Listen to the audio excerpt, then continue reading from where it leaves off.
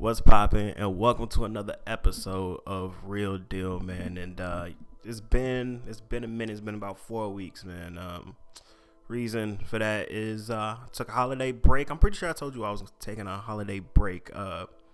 So got done with finals. Went back home for holidays. Came back.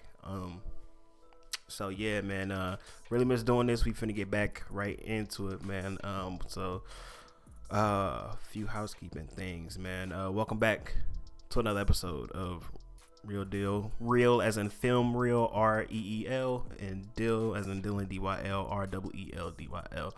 And yeah, man, podcast is about filmmaking, movies, TV shows, photography, just those general things of film and filmmaking. So yeah, man. If you're new to the show, man, that's what it's about. Occasionally, you gonna hear the breaks and the pauses. You know what I'm saying? To sip my water, cause when you out here doing this, talking on your own, man, your throat gets dry. And finna take a sip of water right now. Hold on. All right. So before I officially get started in this week's episode, man. The last episode that I uploaded before I went on break, man, it is with a good friend and collaborative of mine, Dylan Groves, man. We just talked about, dropping gems and knowledge and, the whole 9 yards, man. It's a great hour and 15 conversation, man. Just go and listen to it, man. You won't be disappointed. You won't be disappointed. It is one of the best episodes so far. So, all right. So moving on, man. Yeah, over the holiday break, a lot of things wrapped up. So A Teacher that season wrapped up. Power Book 2 Ghost that season wrapped up. I watched a lot of films. Wonder Woman, Soul, Ma Rainey's Black Bottom, just to name a few, and those reviews are coming. And those reviews are coming. But today, man, I wanted to talk to you all about, I kind of went back down memory lane. So on the content creation side and the film side of things. So I'm going to start with the film side of things. So I watched August Rush over the break, and August Rush is, that movie is really, really good. So backstory on it. So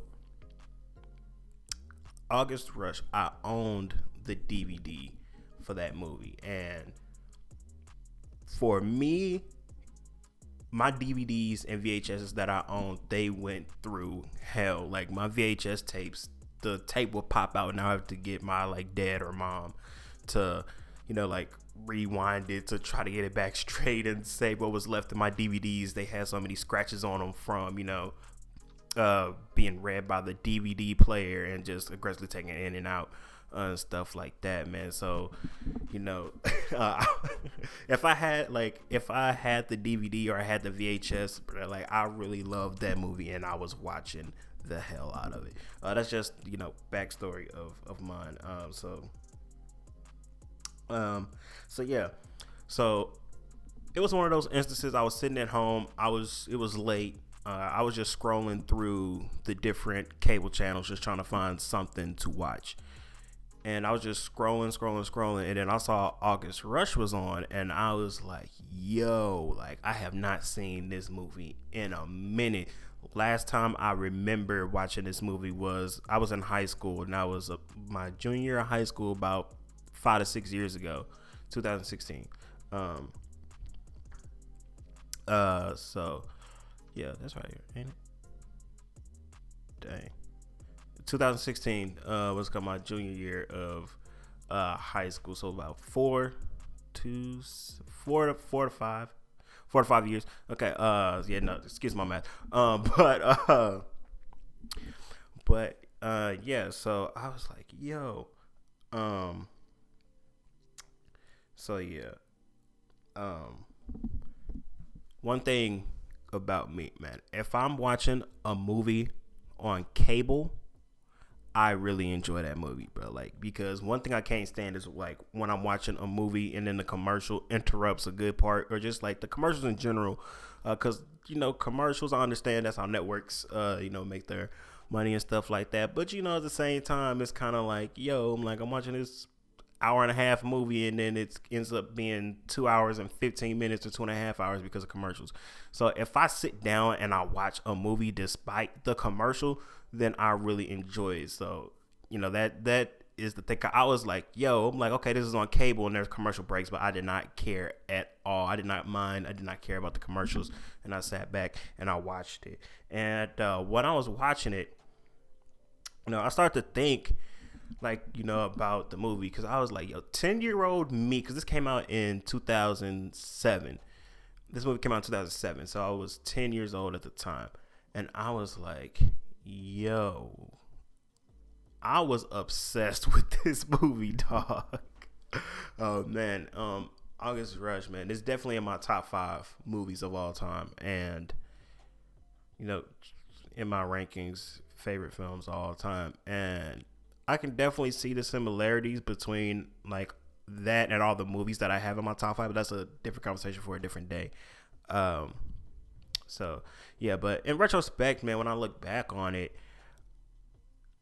I think the music aspect played a big role in it, because August Rush, that was the first time I remember buying a soundtrack for a film. Because I remember going to the mall and going to FYE, and is FYE still around, man? I don't know. If there's this record store called FYE, and you could go in there and buy DVDs, CDs, the whole nine yards.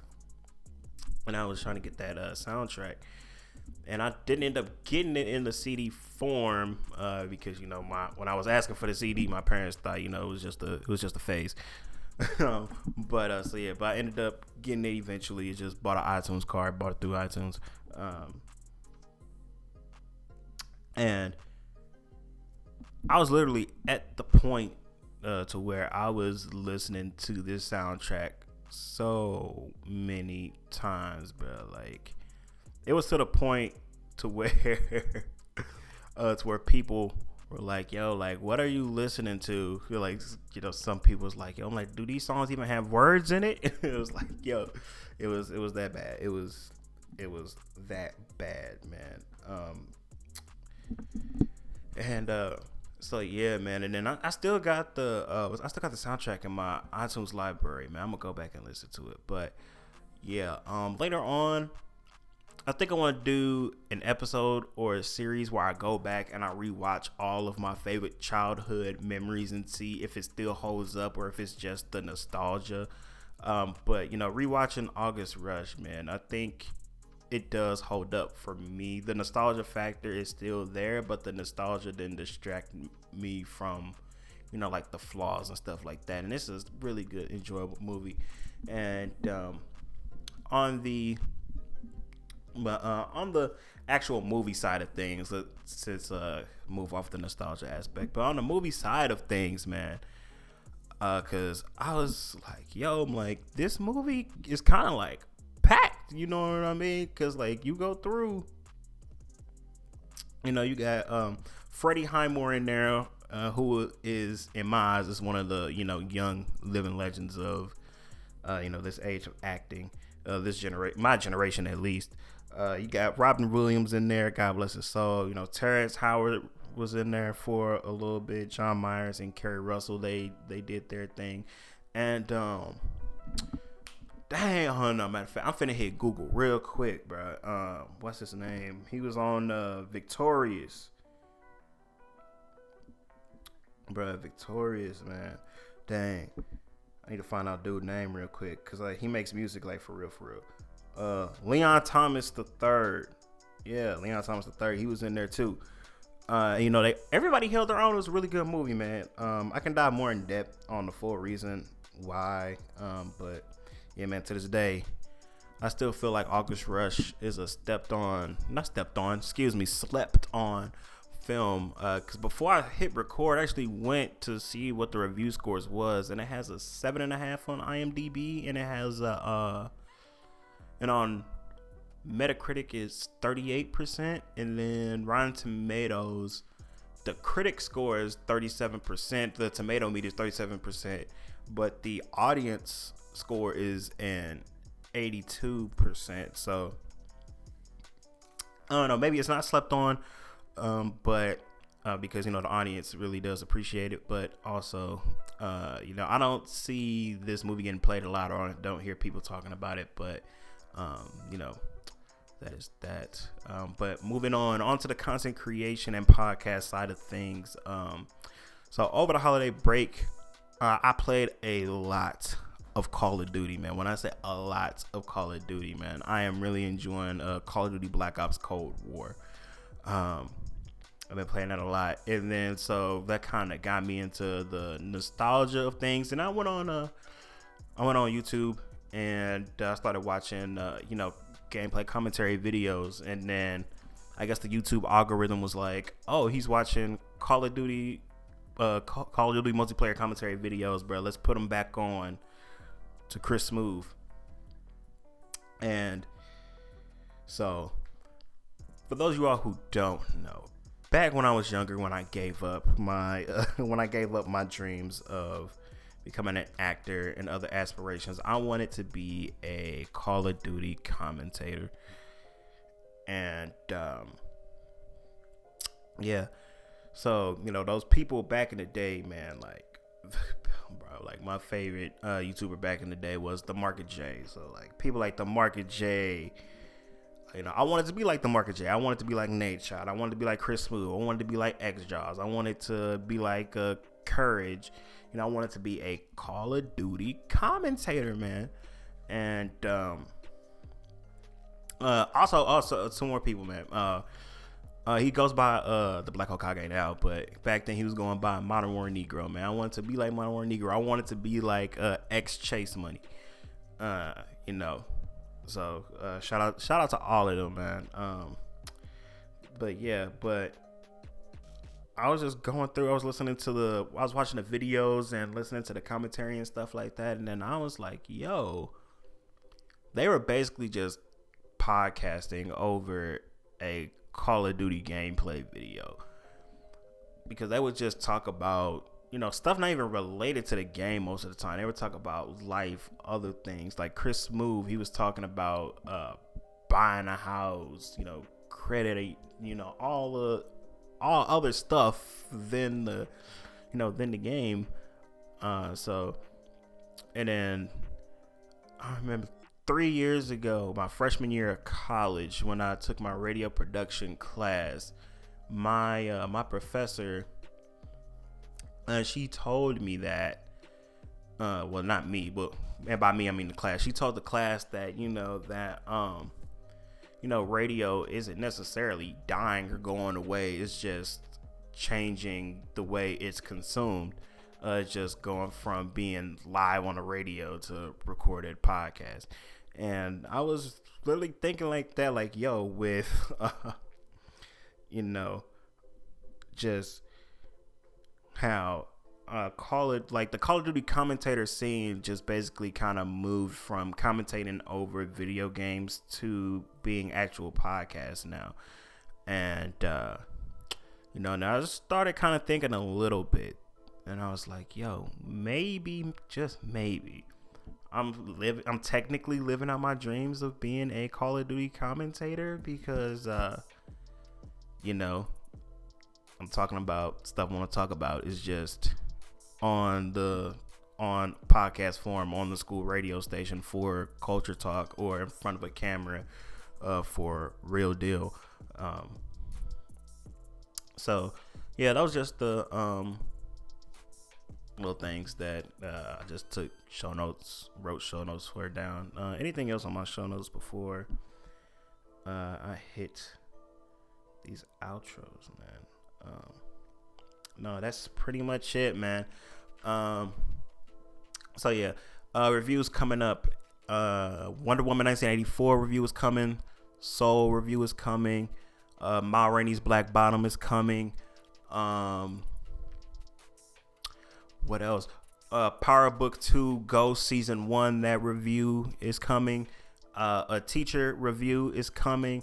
Those are coming along the way. There's more movies coming out that I am excited to watch and excited to see. Up until March, the feed is probably going to be flooded because there's a lot of things that I need to catch up on. So yeah, a lot of episodes and reviews that I have written out that I need to record and put out. So, it's definitely going to be grinding time for the podcast's sake. But other than that, man, thank you for listening to another episode of Real Deal, man. I am your host, Dylan Dilworth, man. You can find me on Instagram and Twitter at Dylan_CBE. Excuse my phone. And also now I have a dedicated social media page for the podcast. So if you don't want to follow me personally, but you want to keep up with the podcast, Real Deal Podcast on Instagram and Twitter. That's REELDYL Podcast. REELDYL PODCAST. Real Deal Podcast. Instagram, Twitter. So yeah, those are the dedicated pages for the podcast. Anything else, man? I think that's pretty much it, man. Happy 2021, man. Hope your 2021 is going great. Hope you had a great I was about to say great Christmas, but great holidays if you celebrate it. And yeah, man, just continue to be safe, wear a mask, wash your hands, and yeah, man, I will see you all next week with the review. Peace.